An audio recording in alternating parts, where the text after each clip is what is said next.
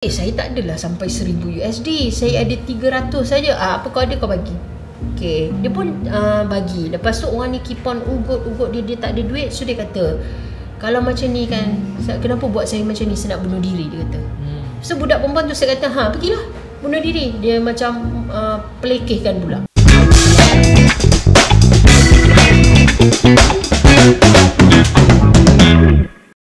Assalamualaikum dan selamat sejahtera. Kembali lagi kita dalam podcast Kongsi Sikit, Kongsi Cerita, Kumpul Idea.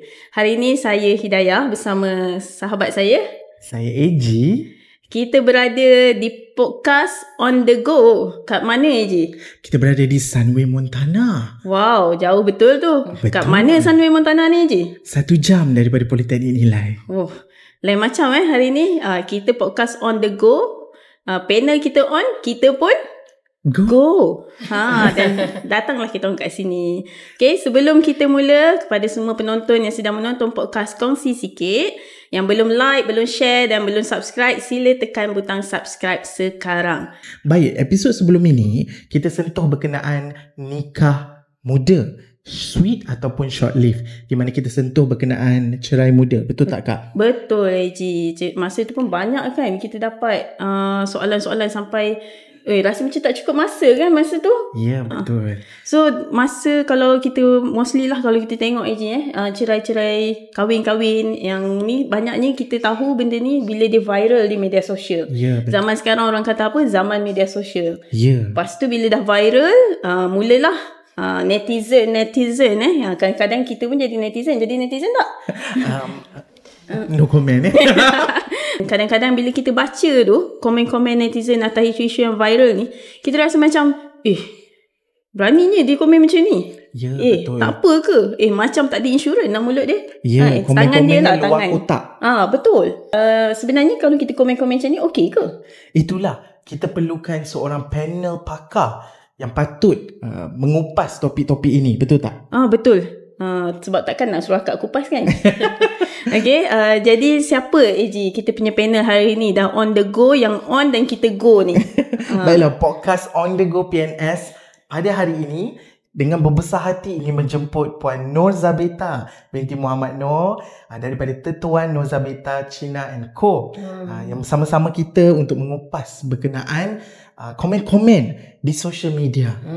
Basically bukan komen je lah Puan kita ulas tentang media sosial ni, bahana dia, pro and cons dia semua. Sebenarnya kita pergi jauh lagi. Betul Puan. Terima kasih AG, terima kasih Daya datang jauh-jauh, datang kat pejabat saya ni untuk kita sama-sama bincang lah. Boleh, tak ada masalah. Saya tengok masalah sekarang ni, kenapa macam Hidayah cakap tadi macam tak ada insurans je jari tu kan. Itulah. Sebab apa? Tak kenal maka tak cinta. Tak tahu itu yang selalu buat salah. Jadi kadang-kadang saya tengok, lepas dah tahu ni barulah terkawal jarinya, terkawal emosinya. Jadi boleh, tak ada masalah nak tanya. Okay Puan. So basically Puan, kita pergi dululah. Pertama sekali, media sosial ni Puan, sebenarnya bagus ke? Kalau dulu orang cakap, ialah zaman saya dululah Puan. Zaman saya dulu, kalau kita nak berhubung dengan orang, tulis surat dengan sampul-sampul letak bedak-bedak sikit ke, kasih wangi Puan. Tapi zaman sekarang semua kita boleh dapat di hujung jari je. betul. Sebenarnya benda tu bagus ataupun banyak masalah yang dimaksudnya, lebih keburukan lebih banyak daripada kebaikan, atau macam mana Puan? Boleh Puan ulas sikit? Dia bila Hidayah sebut tadi tu kan, dia terimbau kenangan lama. Pecah kaca, pecah gelas. Sudah baca harap Eji tahu. Tahu. Maknanya mungkinlah sezaman kita ini Betul-betul masih ada lah di zaman saya. Begini, sebenarnya kalau kita tengok macam saya dengan Hidayah dan juga AG lah, kita merasakan satu peredaran zaman yang mana kita ada tempoh yang kita pergi sekolah, kita tak bawa telefon. Betul. Masa tu dah ada, telefon dah ada, betul. Hidayah ya. Tapi kita ni tak disajikan dengan video-video yang ada. Sebab saya kira pada zaman sekarang ni, kalau kita pegang telefon ni, dia addiktif tau. Dia macam ketagihan. Perasan tak kalau kita main telefon ni kan, mula contohlah kita ada homework ke, ni yang muda-muda ada homework, yang kita ni ada kerja, yang kita bekerja ni, rehatlah sekejap nak ringankan kepala. Okey, mula-mula kita ambil video, so kita tengok satu dekat reel ke dekat mana-mana kan, satu kelakar pula, tiba-tiba dia scroll sendiri. Video yang kedua kelakar, sekejap lah, ada masa lagi, sedar dekat 1 jam. Ni bab ketagihan ni bahaya sebenarnya. Tapi kalau tanya pada saya dari segi keseluruhannya, telefon ni adalah information. Dan informasi ni sangat diperlukan dalam mana-mana zaman. Dan dah tentu telefon ni dibuka peluang pekerjaan. Dulu mana ada, kita ada beg kuning, kita ada pengaruh, kita ada. Sekarang ni kita boleh berniaga dari rumah.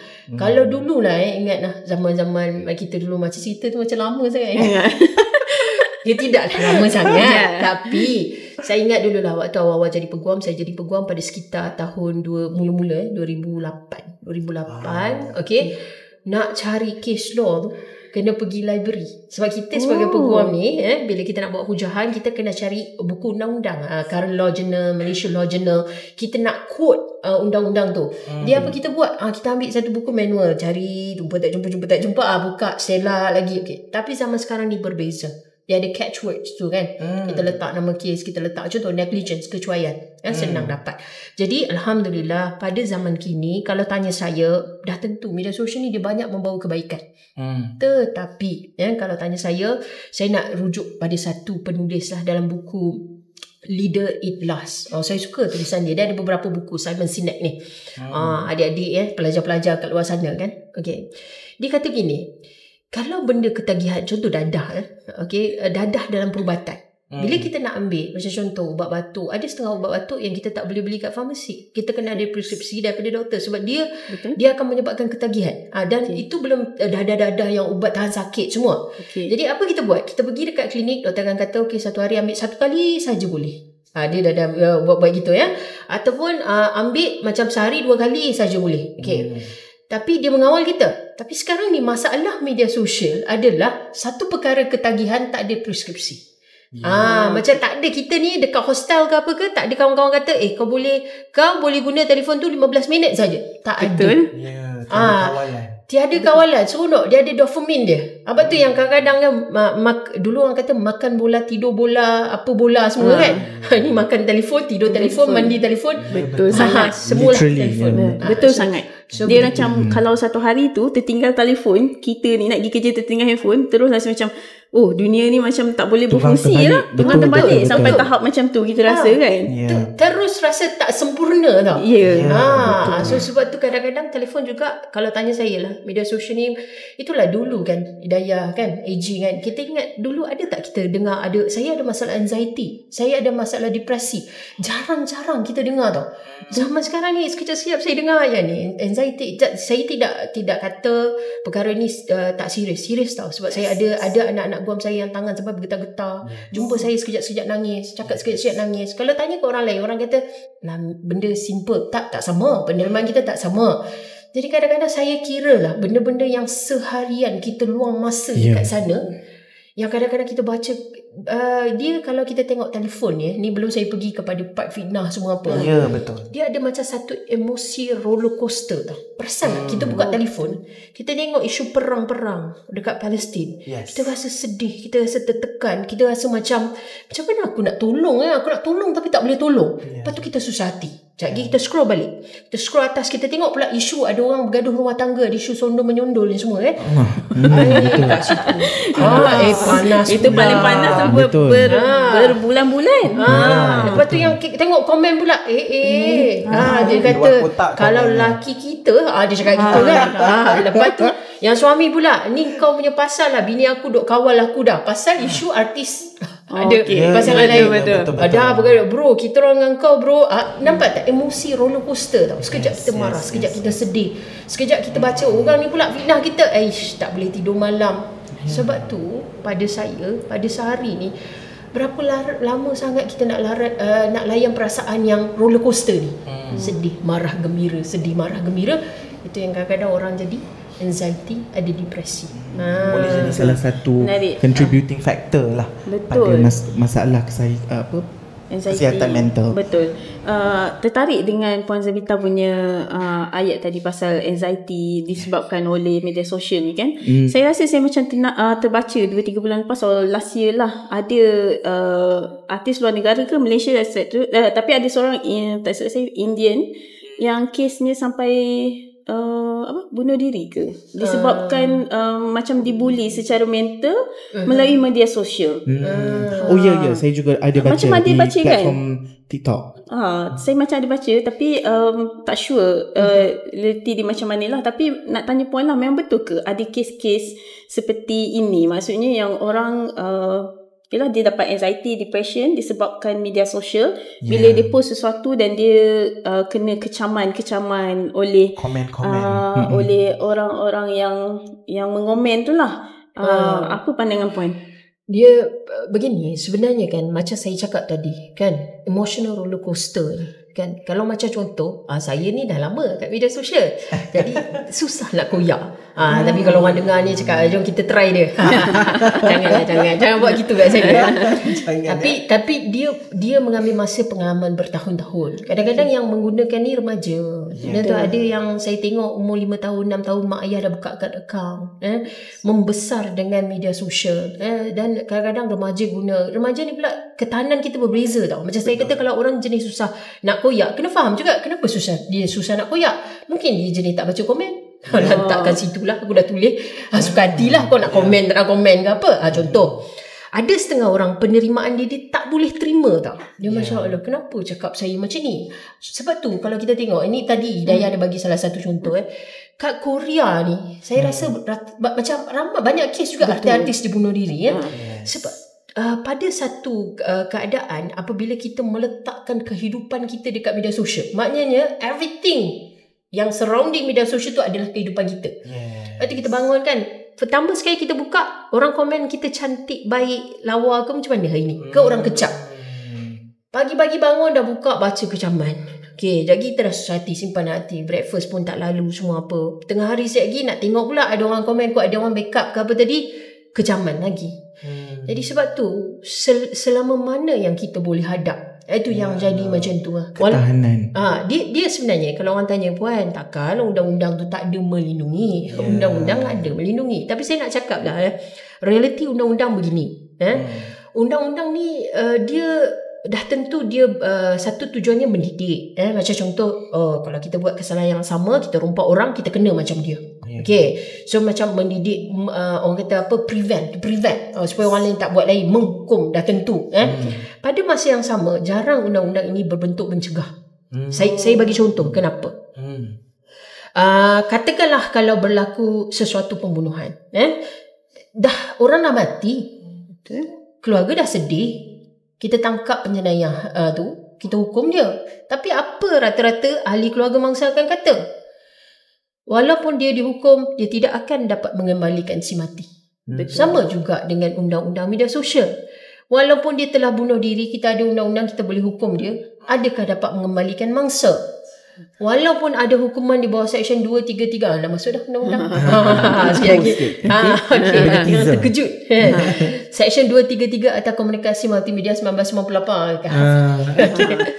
Jadi kat situ kita kata ada, kita pun dah buat laporan. Okey, kita dah buat laporan, orang ni body shame kita. Orang ni memuat naik sesuatu yang sumbang jelik terhadap kita. SKMM pun dah sekat akaun dia. Tapi yang dah tular tadi tu, yang nama baik kita tu. Contohlah ni kesalahan di antara boyfriend dengan girlfriend. Bila bercinta tu sayang sangat. Boyfriend kata, you tak sayang kat I ke? Saya nak gambar. Macam tu lah.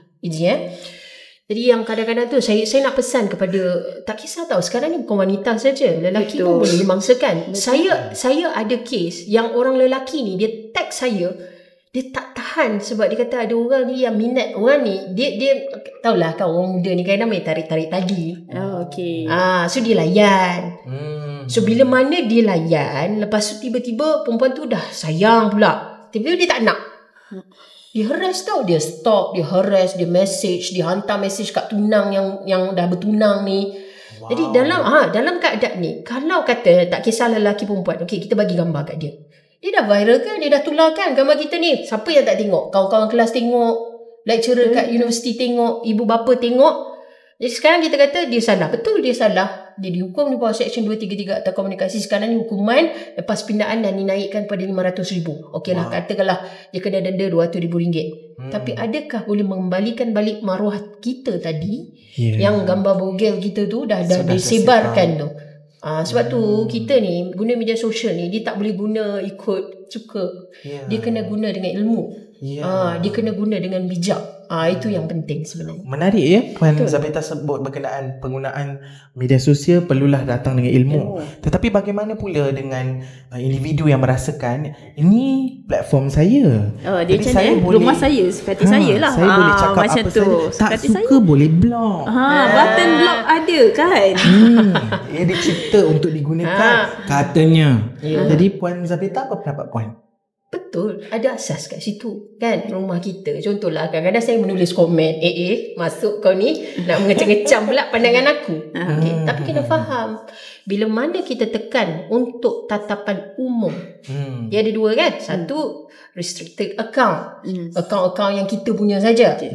Satu adalah account yang kita publickan. Bila mana kita publickan, maka kita kena bersedia apa yang kita sajikan adalah untuk tatapan umum. Kalau kita restrictedkan terhadap keluarga, kawan-kawan, kita kena bersedia itu adalah untuk keluarga dan kawan-kawan. Kita berharap dia tak screenshot hantar kat luar lah. Jadi dalam keadaan ni, contoh, kita upload sesuatu, lepas tu kita kata contoh, aku pergi konsert bla bla bla, contoh. Tiba-tiba kawan pun ambil letak, dia ni pergi konsert ni. Ish, tak bagus lah pergi konsert. Itu pendapat dia. Konsert JK Aryu kan. Contoh. Kan, apalah dah umur gini pergi konsert. Contoh. Jadi dalam keadaan gini, contohlah tapi melainkan kalau orang tu melebih-lebih. Macam kalau komen melebih-lebih ni melampau lah. Kata apa mana dapat duit banyak-banyak tu, nak bawa orang pergi konsert, duit haram ke? Itu dah melampau. Itu jatuh fitnah. Menjatuhkan reputasi. Lepas tu bila nak menggunakan dia macam ni, di Malaysia ni dia ada undang-undang, kita ada kebebasan bersuara di bawah Perlembagaan Persekutuan. Tapi kita kena semak balik perkara 10 tu cakap apa. Bebas memang bebas, tapi ada undang-undang dia. Contoh, janganlah dalam kebebasan tu kita menghasut. Janganlah dalam kebebasan tu kita menyebabkan porak-peranda, menyebabkan gaduh bangsa. Dalam kebebasan tu janganlah kita fitnah orang. Memberi kebebasan itu adalah digunakan untuk tempat yang betul. Kalau tanya undang-undang, contoh Puan, apakah konsep undang-undang? Kalau saya tanya, saya menegakkan keadilan. Keadilan dalam Islam, perkataannya daripada adil. Adil tu maksudnya apa? Secara literalnya bermaksud meletakkan sesuatu di tempatnya. Betul. Jadi kalaulah kita kata ni kebebasan suka hati saya lah, tapi yang kebebasan tu you pergi kutuk orang, you pergi cakap tak elok ke orang, kat mananya apa tu yang meletakkan di tempat yang betul? Macam tu lah. Puan, saya tertarik jugalah kan, mau cakap jangan menghasut walaupun kebebasan bersuara tu. Kalau kita tengok komen-komen normally daripada, tak tahulah kalau ada yang agak berusia, tapi selalunya range orang yang kita kategorikan muda lagi lah. Bila dia berkomen tu dia agak kurang berfikir dulu kot. So dengan bahasanya, tapi kita contohlah kita as orang punya post tu ke yang di komen atau dikecam tu, macam mana kita nak tahu yang kita rasa tersinggung, tapi macam mana kita nak tahu yang benda ni kita boleh bawa ke mana, ke perundangan ke, macam mana kita nak tahu apa, adakah ada certain word yang digunakan yang menunjukkan ini adalah menghasut. So kita boleh sue dia. Lepas tu sue pun orang cakap sama malu. Memang wujud ke semua benda-benda macam ni? Ya, betul. Soalan yang baik sebab kadang-kadang ada orang ni overly sensitif. Kita cakap lawa pun tak boleh, perli macam tu kan. Jenuh kan. Betul. Dia begini, kadang-kadang undang-undang dia bukan ikut fahaman kita juga. Ada kita mungkin perlu perhalusi. Saya ambil satu contoh. Bila kita tak faham, kita jadi keliru lah. Ada satu orang ni, dia PM lah. PM dekat saya, dia cakap, Puan, saya ada upload satu gambar, saya tengah tunggu dalam jam. Saya tangkap gambar steering. Lepas tu orang ni PM tepi, maknanya personal message saya. Kau sebenarnya nak berlagak, nak tunjuk kau punya logo tu kan? Okay. Tapi dia tak letak kepada komen umum. Puan dia fitnah saya, puan saya nak saman dia. Sekarang ni adakah perbuatan tersebut fulfill atau memenuhi elemen-elemen fitnah yang boleh disaman di mahkamah? Fitnah dia tentulah dia fitnah kita. Tapi boleh saman ke tidak? So kena tengok dekat mahkamah ni. Dia kata apabila tulisan tersebut merujuk kepada seseorang. Contohlah saya tulis pasal AG. Saya letak muka AG. Tak boleh pakai kaki kelentong. Saya tulis gitu. Contoh.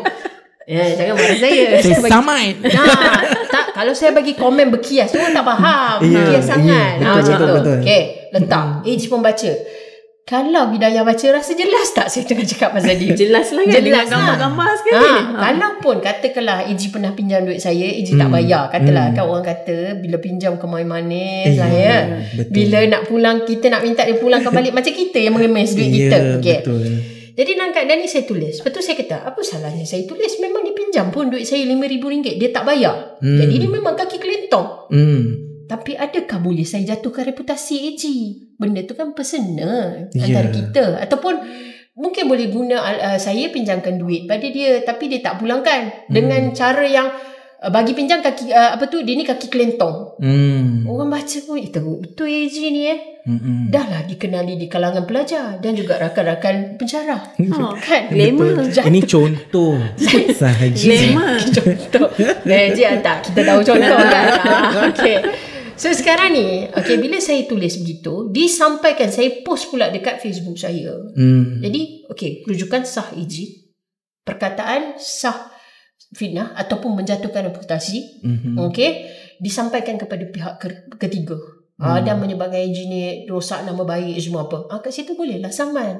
Berbeza dengan kes yang saya bagi contoh tadi, orang tu tangkap gambar, baca di PM tepi, kau ni berlagak. Dia antara dua tak sampaikan kat pihak ketiga. Kita pun tak tahu dia orang sembang. Saya pun tak akan tahu selagi mana dia tak screenshot bagi dekat saya. Jadi kat situ satu. Kena faham elemen dia. Keduanya, kadang-kadang kita ni macam pandai pula dia tak rujuk nama kita, tapi dia macam adalah seorang lecturer tu masa podcast yang Siri ni pakai baju warna hitam, macam kenal je kan. Contoh orang faham tu AG. Sekarang sebab saya tengok orang sekarang ni bila banyak sangat perkongsian kat media sosial, dia lagi pandai. Dia tak sebut nama, tapi dia nak kena sebut tu benda tu bagi nampak macam orang tahu juga siapa dia. Ciri-ciri tu ada. Memang dia menjurus dah kat orang tu sebenarnya. Betul. Dekat mahkamah benda ni kita panggil innuendo. Innuendo macam lagu, macam kumpulan Innuendo. Betul. Kumpulan muzik innuendo. Nanti menyanyi nanti. So di sini bermaksud tafsiran itu kita faham. Jadi dalam keadaan ni betul lah merujuk kepada AG. Dan satu perkara lagi, di kaki perli. Macam yang ni saya nak rujuk Section 499 Kanun Keseksaan. Macam mana kalau macam dia kata fitnah, dia bagi ilustrasi tau dalam section tu. Hidayah nak kata AG mencuri. Bila saya tanya macam ni, siapa yang curi jam aku tadi? Hidayah kata AG tu baik, tak call dia nak curi. Sampai gitu. Macam tu. Baik orangnya. Tapi kita faham bahawa benda tu adalah momokkan ataupun perlian atau ejekan yang menunjukkan AG. Maka dia boleh jadi fitnah. Menarik. Jadi saya nak cakap ke orang-orang yang smart elect, mana dia saya kutuk dia. Tapi kalau kita baca, kita faham. Benda ni kami sebagai peguam, kita akan highlight benda ni kat judge tau. Faham. Jadi dalam keadaan ni, sebab itulah soalan Hidayah tadi, yang mana yang kita boleh rasa boleh saman tak boleh saman. Ini yang antara yang nampak tak nampak. Yang jelas tu memang boleh lah. Jelas sungguh-sungguh tu memang dah kena. Dia ingat orang duk kata akta fitnah dekat media sosial ni, dia bukan sahaja akta fitnah. Dia ada akta hasutan, dia ada Section 233 akta komunikasi dan multimedia. Yang sekarang famous itulah dia, yang memuat naik sesuatu yang jelik, sumbang, lucah, palsu, dengan niat untuk menganiaya atau menyakitkan hati orang lain. Itulah dia.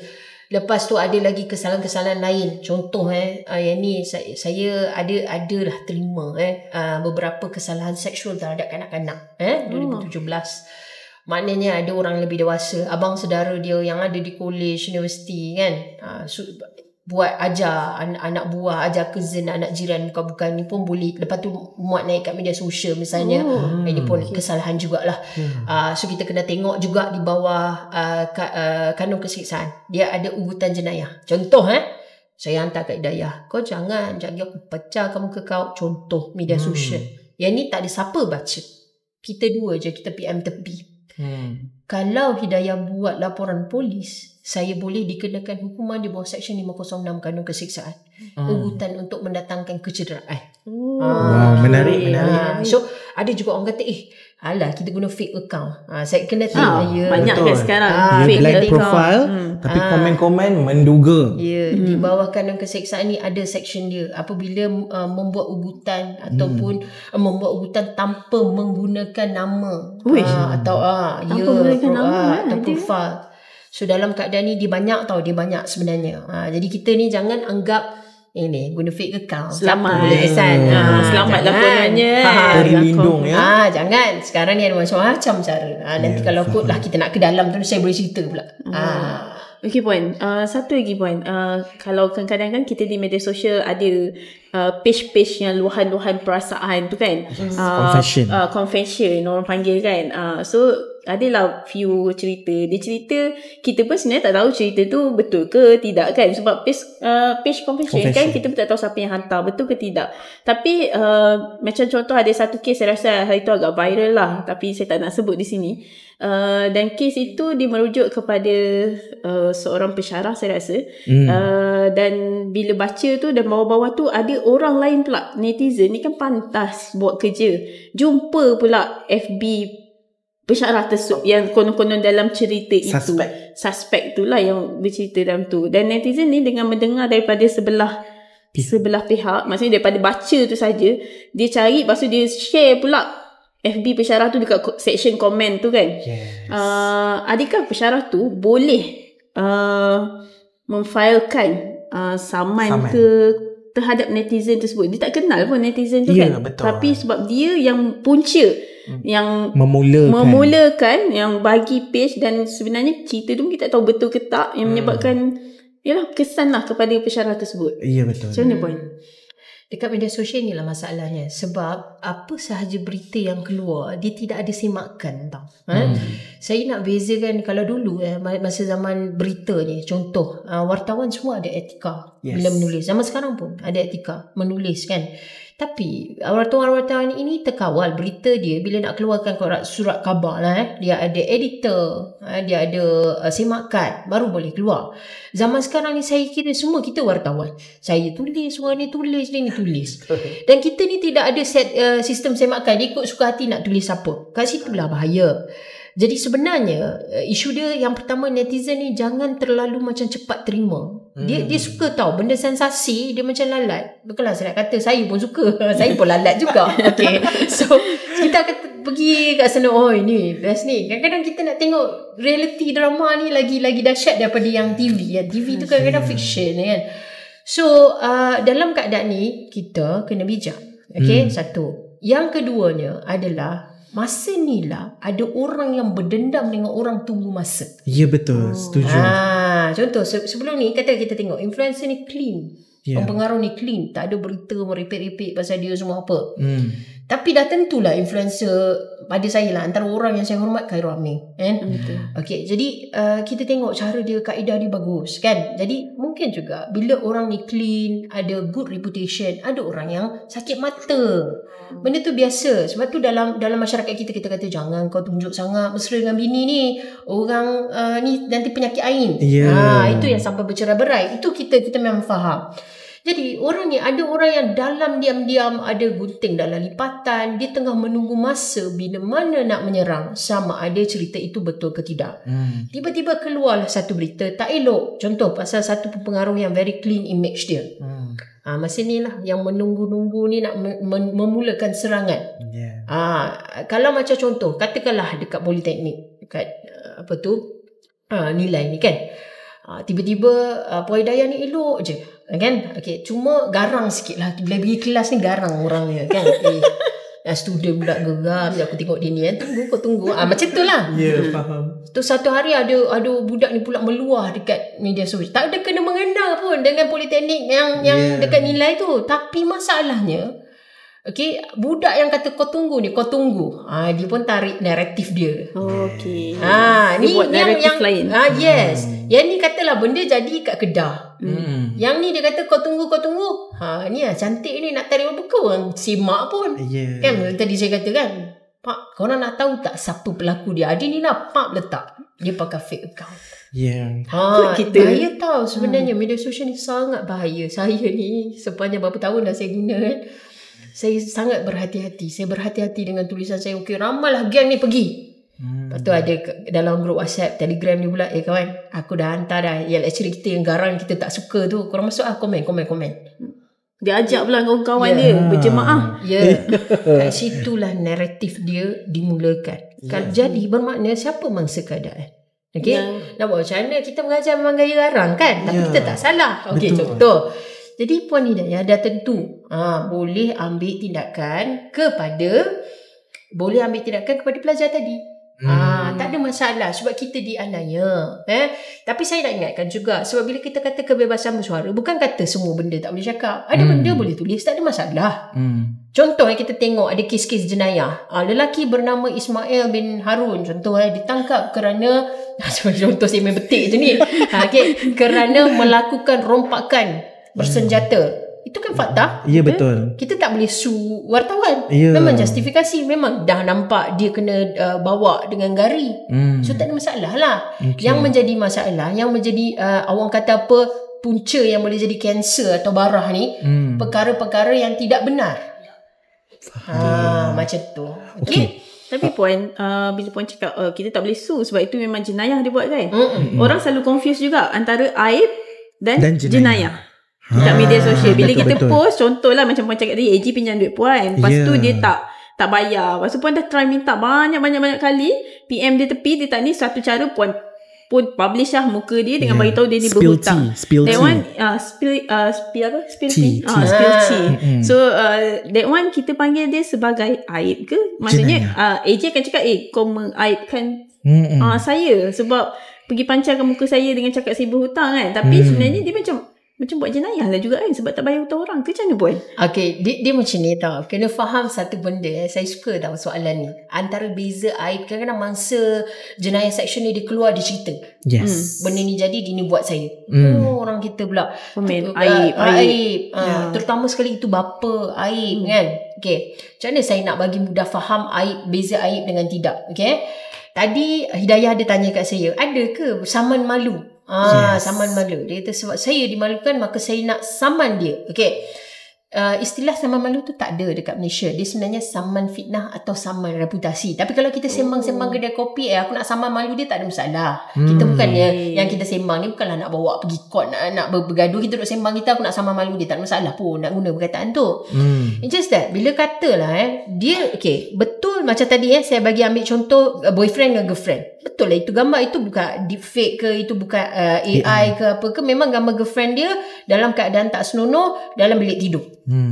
Jadi bila disaman, lelaki ni tak boleh kata apa pula saya fitnah, memang itu gambar dia.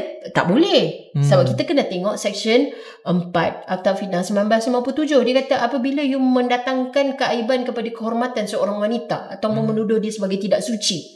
Okay. Jadi dalam keadaan ni, adakah dengan you ada gambar tu, you boleh muat naik dan viralkan? Tak boleh. Okay, saya ambil contoh kat Malaysia ni.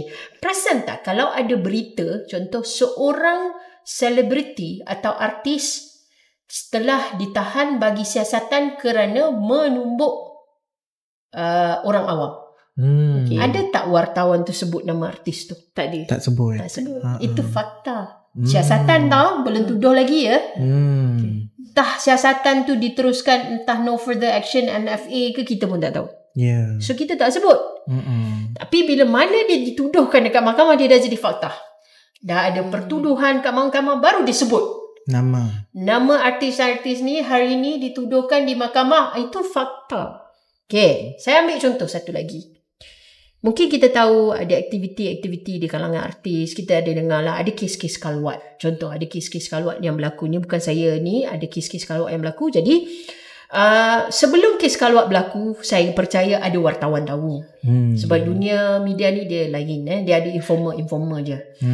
Jadi bila tahu rupanya diorang ni tinggal sebumbung, tak kahwin. Maknanya tinggal bersama-sama tu dalam Islam haram. Tapi ada tak media pergi sana tangkap gambar video keluar masuk atas alasan betul lah fakta. Ni justifikasi lah kalau saya tulis. Tak ada. Sebab kita boleh kena saman sebab kita menjatuhkan reputasi dia. Melainkan bila orang tu dah ada pejabat agama datang buat tahanan. Ini betul lah fakta lah. Memang ya. Jadi dalam keadaan tu dia kena tengok lah, kena bijak lah. Sebab tu keaiban ni. Okay, satu lagi pasal aib. Kadang-kadang kan janganlah cerita dia ni penjenayah aib. Kena faham tau. Penjenayah contohnya, especially dalam kes jenayah kanak-kanak. Kalaulah dia selepas dia melakukan jenayah ataupun dituduhkan, dia terlepas. Kalau saya sebagai ibu, saya akan cakap, okey kawan-kawan, tolong ambil maklum dalam grup WhatsApp, ada seorang ni, dia adalah merupakan penjenayah ataupun tertuduh di dalam kes jenayah kanak-kanak seksual. Bila anak-anak lagi mengaji ke, pergi padang ke, boleh tak berhati-hati? Kat situ kita nak beri pesanan, bukan kita nak buka aib dia.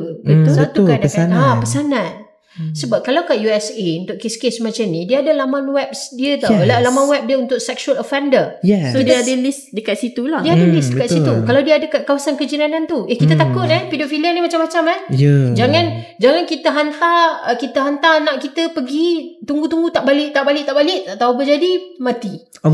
Lepas tu dicabuli. Kita tak nak. Jadi dalam keadaan ni, ada keadaan saya nak kata juga, aib ni sejauh mana kita nak jaga aib. Kita nak jaga keselamatan ke kita nak jaga aib. Sebab tu dalam benda media sosial ni atau undang-undang fitnah ni, dia ada melibatkan kepentingan awam. Bila kita menulis macam contoh, memang ada scammer besar-besaran. Dia dah kena tangkap, dan dia dah dituduhkan. Jadi kita pun pesan kawan-kawan, tolong siapa-siapa yang nak pergi haji, tolong alert, jangan ambil travel agency yang ini sebab ada kes yang berlaku. Orang tu saman saya. Itu untuk kepentingan awam. Saya tak nak ada makcik-makcik, pakcik-pakcik, duit pencen yang habis.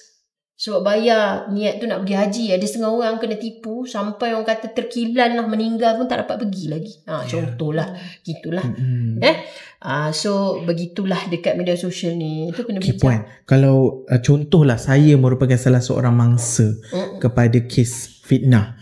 Jadi apa yang patut saya buat? Ni mangsa yang betul-betul lah. Ya, sebab betul. saya tengok mangsa.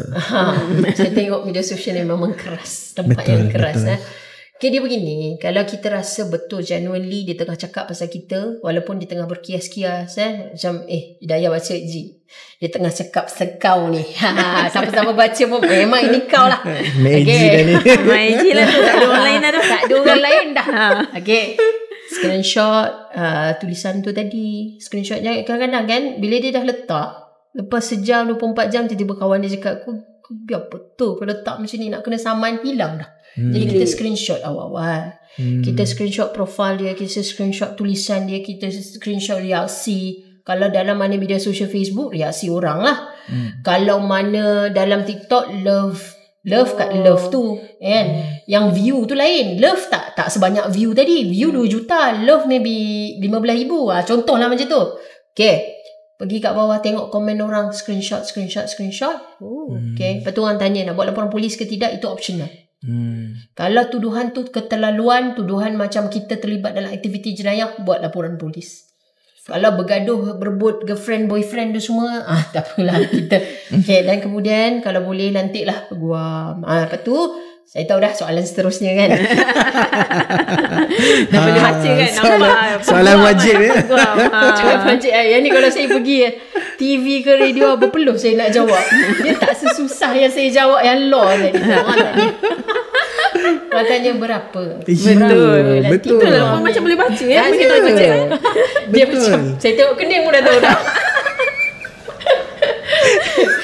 Dia macam ni tau. Sebenarnya kalau saya bukan, kenapa saya tak boleh sebut dekat TV ke radio ke podcast ke, saya tak boleh sebut. Kalau saya tahu sebut harga saya macam ini ada promo ke apa dia, contohlah. Faham. Sebab kita lawyer, kita terikat dengan Legal Profession Act, kita tidak boleh touting kan. Macam ni educate masyarakat tak ada masalah kan. Dia tidak lawyer ni bukan dia ada macam combo A, combo B kan, dia tahu macam buat lawak lah kan. LOD come reply how much, okay, ada slash ni pula harga, dia tak boleh. Itu kesalahan etika. Faham. Dan kita tidak boleh juga macam kalau saya buat begini, macam nanti peguam lain kehilangan punca pencarian dengan saya meletakkan harga macam okey je harga ni sebab dah itu mahal lah. Jadi kita tidak boleh sebut. Cuma satu cara dan kaedah macam mana kita nak tahu harga peguam untuk kes-kes civil atau litigation ni, dia berbeza-beza. Kalau kita beli hartanah tu lain, convincing, kita beli rumah, dia ada satu set harga yang ditetapkan oleh Solicitor Remuneration Order, SRO kita panggil. Jadi katakanlah tengok, mungkinlah kat TikTok dah ada ramai lawyer, bukan saya saja, macam nampak convincing lah, lawyer ni nampak macam meyakinkan. Saya nak tanya, approach dia, tanya harga berapa. Approach lawyer lagi satu, macam ni harga dia macam dah kira-kira tabung bajet tak cukup pula. Approach lawyer B, approach lawyer C. Dan bila approach bukan sahaja pasal harga, tengok sama ada kerahsiaan, okey ke tidak, lawyer ni bagus ke tidak, dia adakah nampak dia macam boleh mengendalikan kes saya. Ada setengah lawyer dia sangat jujur, dia kata kes ni tak ada merit, tak ada kes lah. Jadi dia akan bagi tahu siap-siap. Jadi dia macam ni, perkara-perkara gini perlu usaha. Jadi approach lah. Sebab media sosial ada sekarang ni. Sebab saya compare dulu saya belajar law, saya nak jumpa lawyer sebab keluarga saya tak ada lawyer, tak ada siapa-siapa dalam tu lawyer. Macam mana nak jumpa lawyer, susah Zaman sekarang ni hanya di hujung jari je. Betul. Macam AG boleh approach saya ke apa macam tu. So approach sahaja. Kalau kita menghadapi masalah, sebab saya tahu ada kes-kes yang melibatkan fitnah. Betul saya cakap, ada klien yang anxiety, ada depression, kadang-kadang depression dia tinggi sampai kena makan ubat.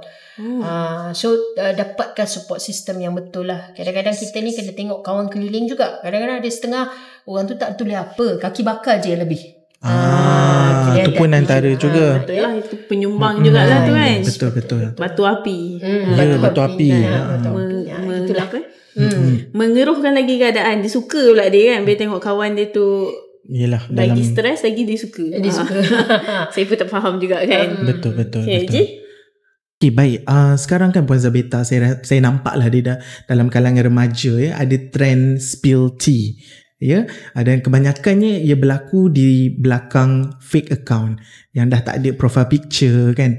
Jadi adakah mereka yang buat demikian ni sebenarnya kita boleh cari? Sebab bila guna fake account ni dia rasa berani lah. Dia rasa selamat. Dia rasa macam bukanlah akaun saya pun, apa bukti itu saya yang tulis. Betul. Dia rasa invincible. Kan? Sebab bila kita ada tirai ni, selalunya kita rasa kita hebat lah. Dia begini, dalam pada kita selesa di sebalik fake account, bukan tidak ada kes-kes yang pihak berkuasa berjaya merungkai siapa di sebalik fake account tu.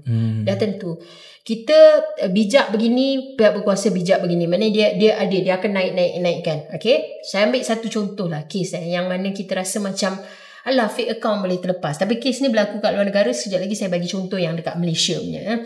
Okay, pernah dengar tak istilah sextortion, financial sextortion? Okay.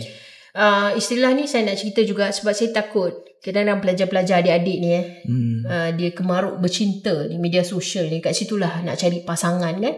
So dia akan mudah terpedaya. Okay, financial sextortion ni apabila ada kita duk text account tu sebenarnya fake account, tapi dia letak macam very convincing lah, nampak meyakinkan, ada profile dia, ada orang komen, yang komen sebenarnya geng-geng dia orang bot tau. Robot kan. Okay, so kes ni berlaku dekat USA. Dekat Malaysia dah ada tau, memang dah ada few cases yang berlaku. Okay, pelajar ni nama dia Jordan Dime, umur dia 17 tahun masa kejadian ni.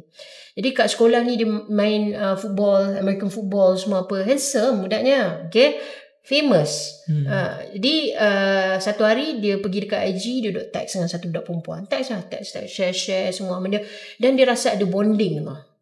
Dekat 6 jam dia text. Lepas tu tiba-tiba budak perempuan tu cakap, bagilah gambar private part. Jadi dia ni pun dah 6 jam dah rasa bonding, ada chemistry, dia hantar gambar tu. Bila hantar gambar tu, apa akaun dia buat yang budak perempuan ni kata, okay, sekarang kau bagi aku $1,000. Kalau kau tak bagi aku $1,000, dia kata aku akan viralkan kat mak ayah kau, cikgu kau, kawan-kawan sekolah, follower. Jadi budak ni takut. Kan? Macam love scam kan. Dia love scam tu, dia bercinta, dia yang tu lama tau. Dia ambil masa, lepas tu sekejap dia minta 1,000, dia minta 2,000. Yang ni memang Long dia term. ugut. I see. So budak ni kata, saya tak adalah sampai $1,000. Saya ada 300 saja. Apa kau ada kau bagi. Okay. Dia pun bagi. Lepas tu orang ni keep on ugut dia tak ada duit. So dia kata, kalau macam ni kan, kenapa buat saya macam ni, saya nak bunuh diri, dia kata. So budak perempuan tu saya kata, pergilah bunuh diri. Dia macam pelekehkan pula. Jordan bunuh diri. Okay. Jadi mak dia sangat kecewa. Mak dia pun buat laporan. Dan di USA ni, diorang try cari fake account ni. Cari. Bukan dekat USA, dekat Nigeria. Dan belakang fake account ni adalah dua adik-beradik nama Samuel dengan Samson Ogoshi. Dan ni dah kat Nigeria, law ni dekat USA dah macam mana nak buat? Kita pun ingat macam USA jauh, takkanlah kena apa-apa kan? Terlepas. Jadi USA extradite dia. Minta didatangkan dekat USA ni, minta daripada kerajaan Nigeria tu extradite dia, adalah law dia. Dia dituduhkan di mahkamah dan mereka dihukum 17 tahun penjara. Untuk apa? $1,000 sampai orang ni apa tu bunuh diri. Dekat Malaysia pun ada satu kes yang berlaku. Kalau tengoklah, cuba Google. Saya tak ingat citation case dia, tapi dia dah masuk current law journal. Maknanya kes ini telah dibawa ke mahkamah. Apabila seorang pengguna ni, dia tulis sesuatu yang menjengkelkan dan jelek terhadap Sultan Johor. Jadi dia menggunakan fake account. Jadi di sini bila terdapat aduan yang telah dibuat, maka tim ni pun buat carian di sebalik masa tu IP ke VPN ke, adalah kaedah-kaedah dia. Sebab kita ingat kita ada cyber security, kita ada. Jadi mereka cari dan mereka berjaya pergi ni fake account tau. Dia guna nama Zul Yahya dalam fake account dia, bukan nama dia. Nama dia lain. Okay. Jadi diorang pergi dekat pejabat dia yang diorang identify kat mana sumber komputer tu. Lepas tu dia tanya, ni siapa punya komputer? Yang si pemilik ni, yang pelaku ni, dia tak ngaku lah. Bukan saya, ni orang lain guna. Dah satu pejabat kata, you punya? You punya lah. Dan dituduh di mahkamah dan dikenakan denda. Ni jangan rasa kuat masa fake account ni. Dia ada cara dia. Dia ada hackers dia yang boleh buat. Sebab saya pun kadang-kadang berkongsi lah panel dengan tim cyber security ke yang boleh cakap. Memanglah ada orang kata susah. Tapi di mana ada kemahuan, di situ ada jalannya. Carilah macam mana nak cari pun. Kalau jumpa lah. Begitulah. Maksudnya kita pun ada pakar-pakar juga kan, yang yelah kita ingat dia tak ada, tapi sebenarnya dia wujud je dalam dunia ni kan. Cuma tidak dihebahkan lah. Betul. Betul Ji kan. Betul kita berkongsi hari ni kan Ji. Masa pun agak mencemburui kita. Dah lah nak dapat puan bukan mudah kan. Tapi kita tak ada masa yang panjang. Baik. Jadi mungkin akhirlah buat penonton istimewa podcast kongsi sedikit nasihat daripada Puan Nozabeta kepada penonton kita di luar sana. Gini yang tonton saya ni, saya kira lah banyak golongan muda macam saya juga muda. Masih muda. Okay. Dia macam ni, dalam pada keseronokan kita ni guna kan, kadang-kadang kita tengok orang punya status, kita nak tunjuk hero, kita pun nak komen. Kita nak komen. Lepas tu saya pernah zaman tau, umur 23, 24, dan saya tengok macam, sebab keterlaluan. Buat klien saya keterlaluan, guna dengan mencarut-carutnya. Jadi bila kita mulakan, lepas tu benda ni dah tentu involve mak bapak. Jadi mak bapak lah kena bayar lawyer mereka. Dekat sini mak bapak dah tak senang. Kadang-kadang mak bapak pun kerja apa je. Atas sebab apa? Sebab kita menulis, kita tak sabar. Kita ikut hati kita. Okay, jadi bila dah kena saman, katalah kau suruh bayar 100,000 katalah. Sekarang ni gaji kalau start kerja berapa? Katakanlah 2,000 lebih. Contoh, saya kena cakap reality ni. Okay, kita tulis gaji start 2,000 lebih. Mana masa tu nak beli kereta, mana masa tu nak bayar rumah sewa, mana masa tu satu portion nak kena ketepikan untuk bayar duit saman tadi tu. Hanya untuk keseronokan yang kita pergi komen dalam masa 5 minit, adalah orang pergi like, dapatlah 5 like. Tu kita kena saman. Dah lah 5 je lah kan. Tak apa balik betul rasa. Nak puaskan hati, sama lah macam konsepnya. Kita gaduh dengan orang, kita nak puas hati, kita tumbuk muka dia. Kita rasa kita puas, dia buat report polis, kita masuk ke dalam. Sama lah. Dia macam ni. Kesan dia. Lepas tu kita pula fikir, orang lain ada portion bulan-bulan ni sebab itu hutang loan kahwin. Kan? At least berbaloi lah. Isteri dapat. Betul. Berkeluarga kan. Walaupun kena bayar 5-7 tahun. Yang kita ni ada satu portion ni nak kena bayar saman orang. Sebab itu kita tak sabar, kita menulis. Tak ke rasa sia-sia. Saya tak nak cakap yang macam bijak lah, kawal lah ni. Tak ada. Ini realitinya. Saya nak pesan. Jadi sebelum nak guna, jangan ikut emosi. Ikut logik lah. Jangan menyusahkan diri sendirilah. Dalam pada kita nak berseronok tu, jangan menyusahkan diri sendiri. So itu saja. Sebab keseronokan tu sementara je lah puan kan. Sementara. Untuk 5 like. Untuk 5 like. 5 like. 500,000. Awak perlu tanggung ya. Nasihat yang sangat baik ya Puan Nur Zabita. Terima kasih sekali lagi daripada podcast Kongsi Sikit atas perkongsian hari ni ya. Betul lah cakap Puan Hidayah tadi ya. Kalau ikutkan boleh jadi bahari. Makan bahari kalau kita bincang topik ini. Tapi masa mencemburui kita. Jadi penonton-penonton istimewa podcast Kongsi Sikit, jangan lupa untuk like, komen, subscribe dan juga share episod kita kali ini bersama Puan Nur Zabita.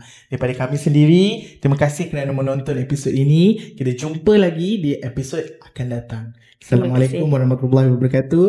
Terima kasih semua.